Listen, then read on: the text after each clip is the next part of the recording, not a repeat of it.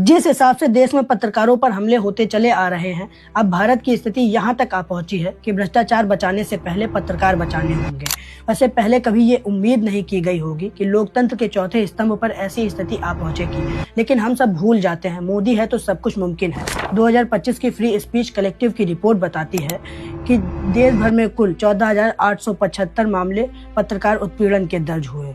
8 से 9 पत्रकारों की हत्याएं हुई और 33 पत्रकारों पर सीधा मामले दर्ज किए गए।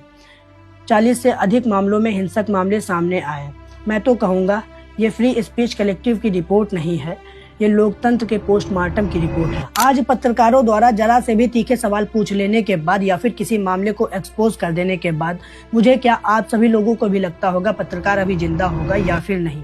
ऐसे विचार इसीलिए आते हैं क्योंकि हम सभी लोगों ने एग्जाम्पल देख रखे हैं। जिस तरह से मुकेश चंद्राकर से लेकर अभी 5 जनवरी की रात को त्रिपुरा की राजधानी अगरतला में 2 आदिवासी पत्रकारों समीर देव वर्मा और जिमी देव वर्मा पर क्रूर हमला हुआ।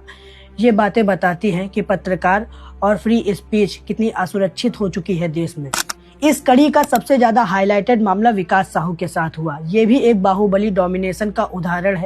विकास साहू झारखंड के गढ़वा में एक स्थानीय मूजो जर्नलिस्ट हैं और यूट्यूब पर काम करते हैं।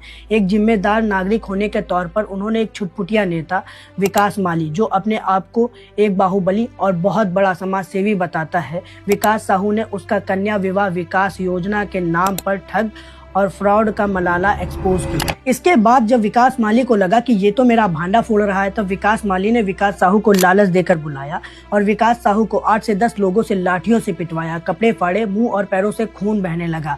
तब विकास साहू ने इस लड़ाई से हटकर अपनी जान बचाकर 6 से 7 किलोमीटर पैदल दौड़कर पुलिस थाने पहुंचे।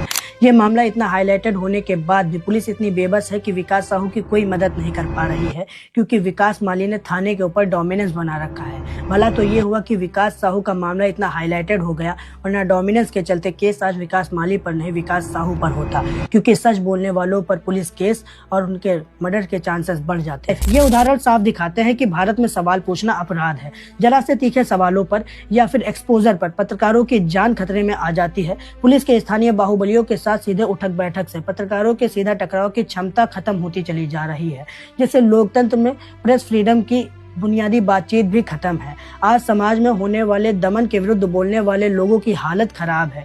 देश की इकोनॉमी बढ़ाने का साधन शराब है।